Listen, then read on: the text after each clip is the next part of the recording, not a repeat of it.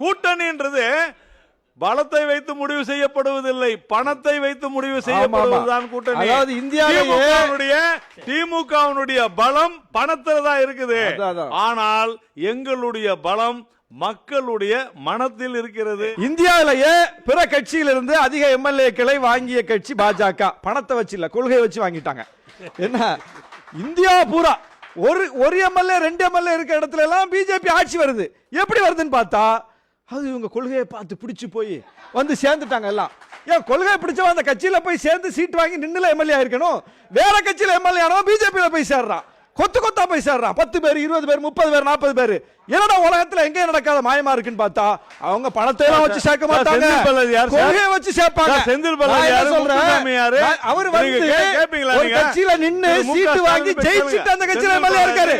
Senthil Balaji AIADMK MLA அப்படியே ஓடி வரல திமுகக்கு, போய் திமுக சீட்டு வாங்கி திமுக சேர்ந்து நின்னு மக்கள்கிட்ட போய் நின்னு ஓட்டு வாங்கி திமுக எம்எல்ஏ இருக்காரு. பிஜேபிக்கு வந்த எம்எல்ஏக்கெல்லாம் பிற கட்சியில எம்எல்ஏ ஆகி கொத்து கொத்தா அந்த கட்சியில இருந்து பணம் கொடுத்து வாங்கினீங்க.